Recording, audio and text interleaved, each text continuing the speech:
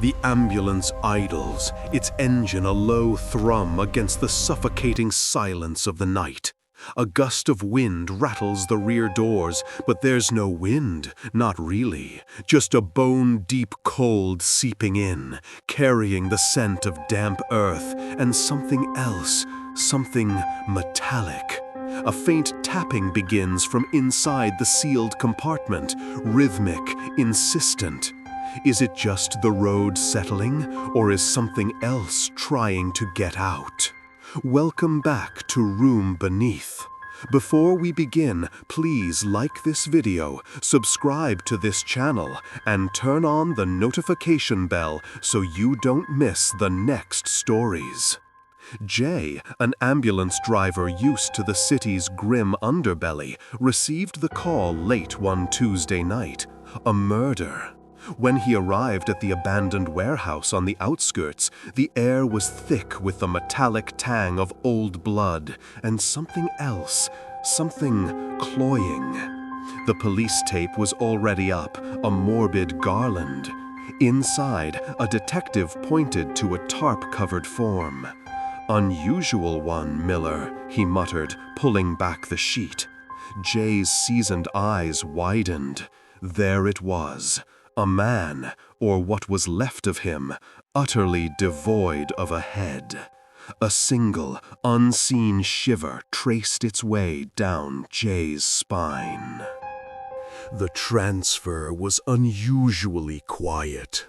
No family to console, no frantic paramedics, just the methodical, grim process of moving what was now merely cargo. As Jay and his partner, Mike, lifted the heavy stretcher into the ambulance, the headless body shifted slightly. Jay felt a strange resistance, as if the inert form was clinging to the rusted concrete floor. A cold spot spread across his hand, even through his gloves, as they secured it. The journey to the city morgue was punctuated by an oppressive silence, broken only by the hum of the tires on the wet asphalt. Jay kept glancing in his rearview mirror, convinced he saw movement in the back, a subtle sway that wasn't from the road. At the morgue, the air was sterile and cold, yet Jay felt an unnatural warmth clinging to his skin.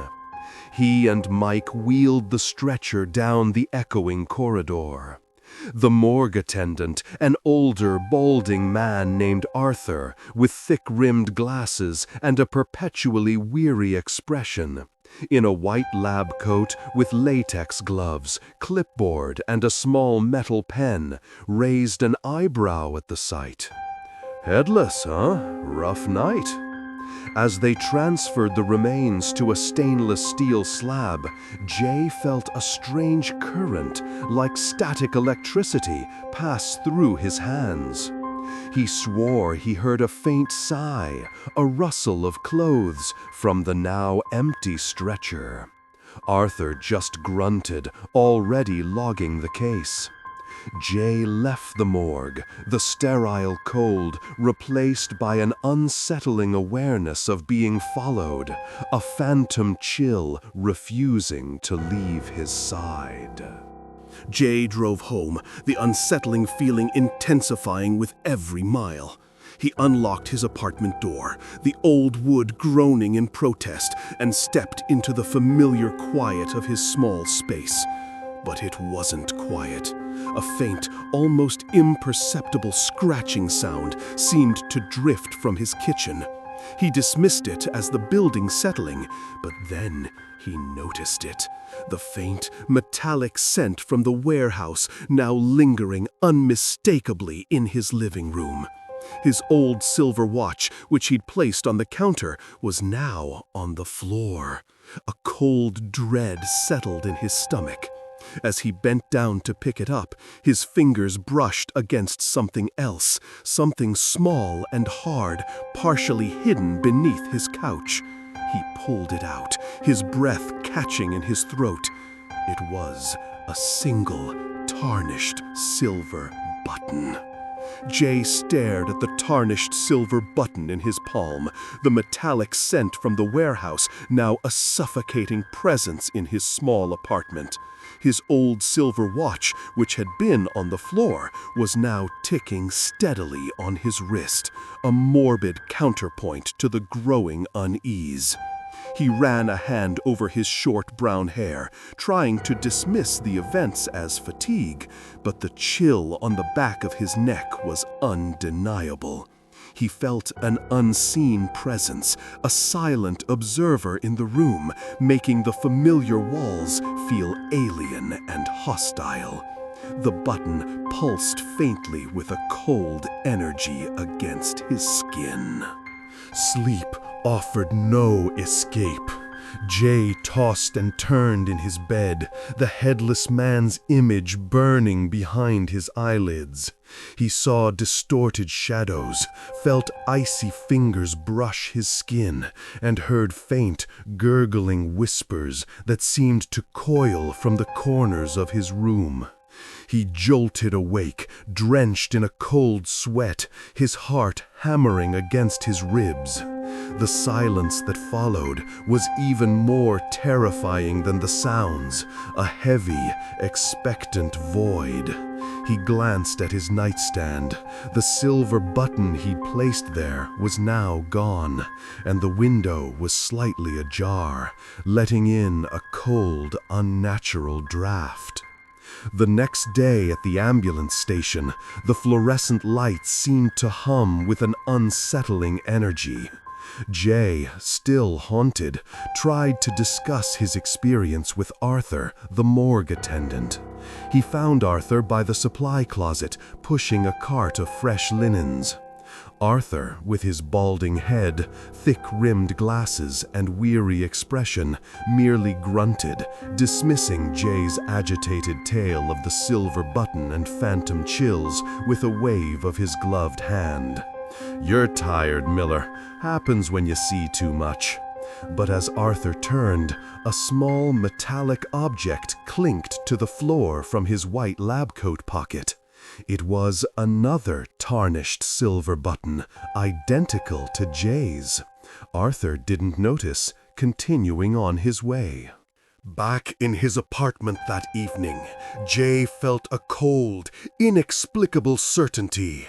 The silver button from Arthur had vanished from the floor. He scoured his memory, then his apartment, a growing dread tightening its grip.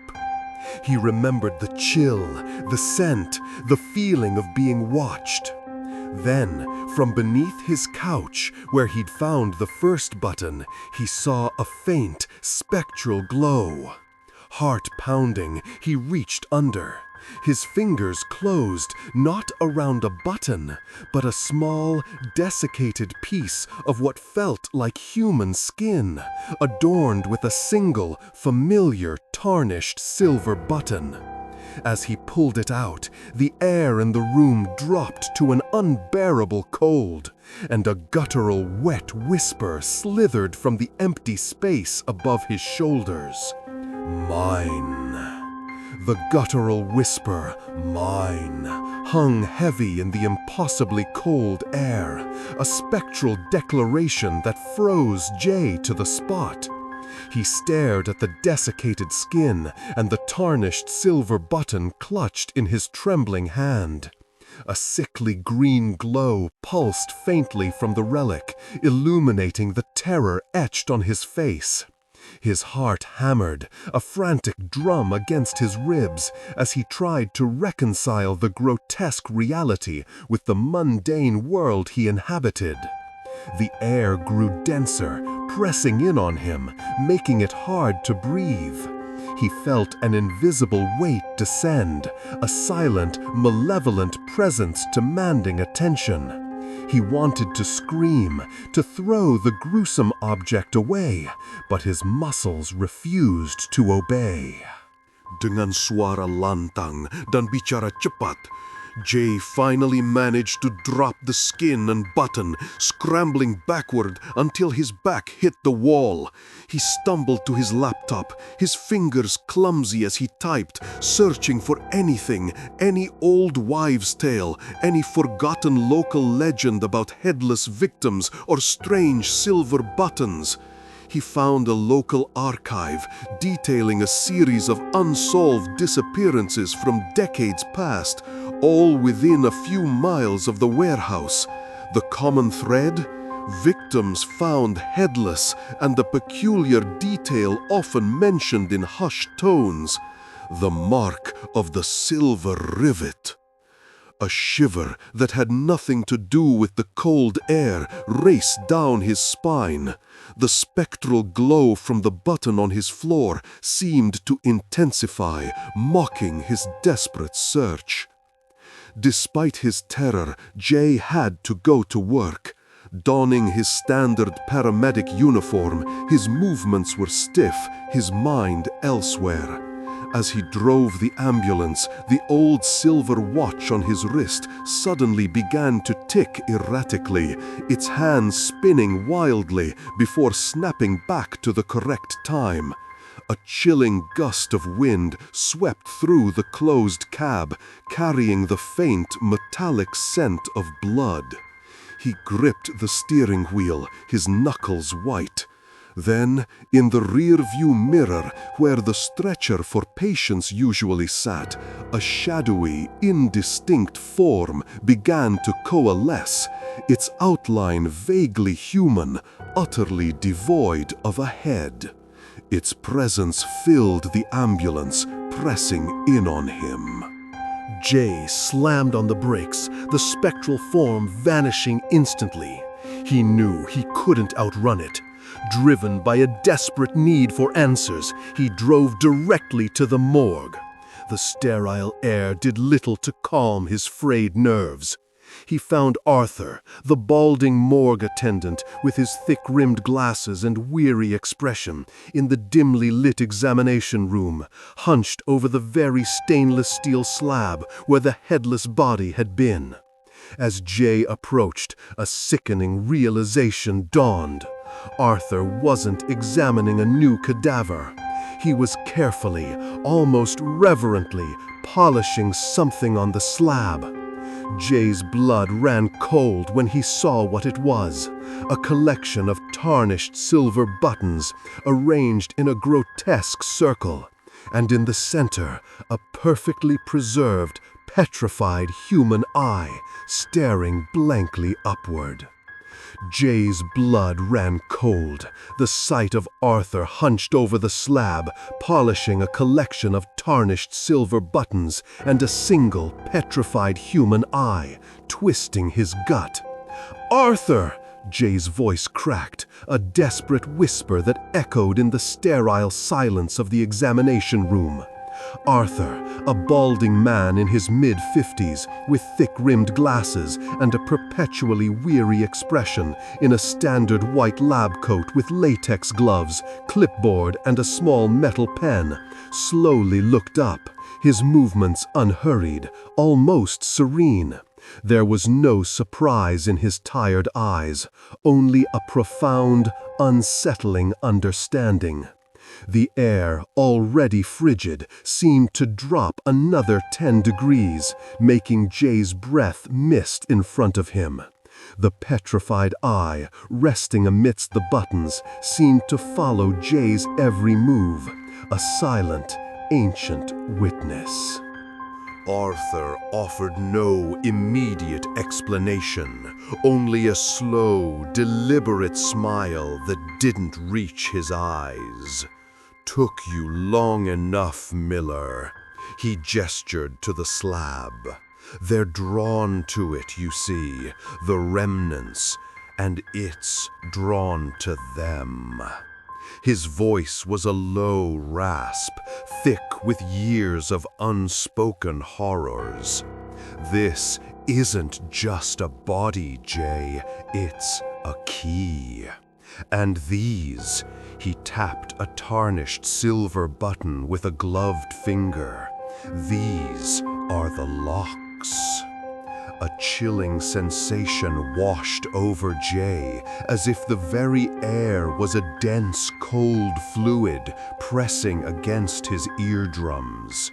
He felt a familiar, unseen presence coalesce in the corner of the room, a silent, hungry void that watched their exchange.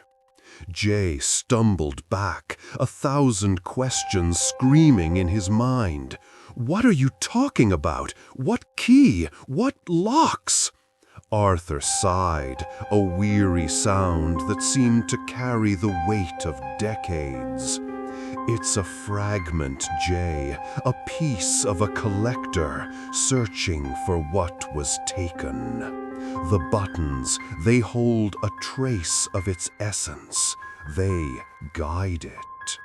He then revealed a hidden compartment beneath the slab, pulling out a faded, leather-bound journal.